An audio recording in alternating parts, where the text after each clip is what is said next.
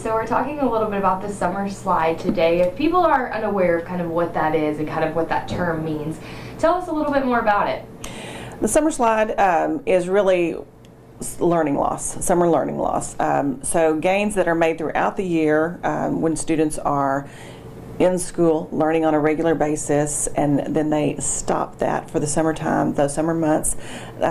We tend to lose a little of what was gained during the school year. Yeah. So reading skills, math skills, science skills, when we're not in practice, we lose a little bit of that. Yeah, and I think it's really kind of geared towards mostly that younger side of things. So, but you know, even the older kids can see this as well. Is that correct? Oh, absolutely. Most studies are centered around students from earliest grades through 5th to 8th grade. But when we're not using what we've learned, we lose it. That's just natural, no matter what the skill is. Tell me what those kind of statistics kind of look like when it comes to not doing these skills throughout the summer.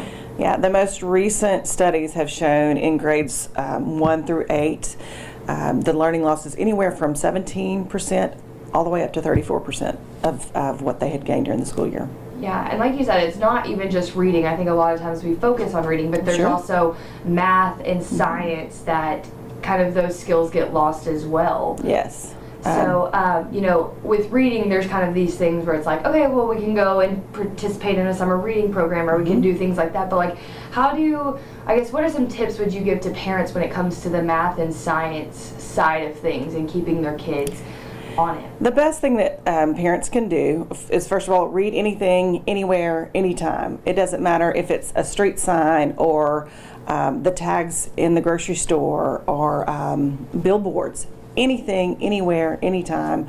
Of course, the more lengthy the reading, the better. But when it comes to math, science, get them out and expose them to everything in the real world. When you're in the grocery store, have them add up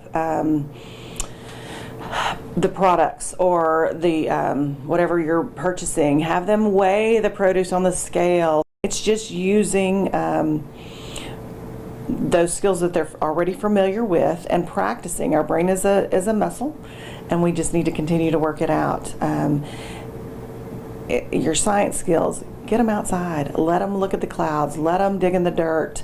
Watch the water evaporate. Watch a seed grow, and just talk about it. The more our students are exposed to what's going on in the world around them and then applying those skills, the better. It doesn't take a program.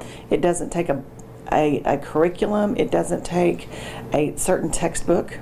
It's what's happening around our students that means something to them and help them remember that those skills that they're using. Yeah, I think that's really cool to just apply it to real world stuff like it. And like you said, not having a curriculum or anything that you really have to go on, and you can kind of apply these skills to anywhere throughout the entirety of the world. And as much as those skills are important, it's that critical thinking. Teaching our kids to just think. And then when it comes to applying skills, they'll have those thinking skills that they need to work through whatever new curriculum they're encountering throughout the school year. And how does it help you guys once the students come back within the next few months? Well, we spend less time reviewing and catching up and more time on what they need to know or what our teachers are responsible for them learning for the year ahead. If we're spending less time catching up and regaining what was lost, we have more time to spend on the new.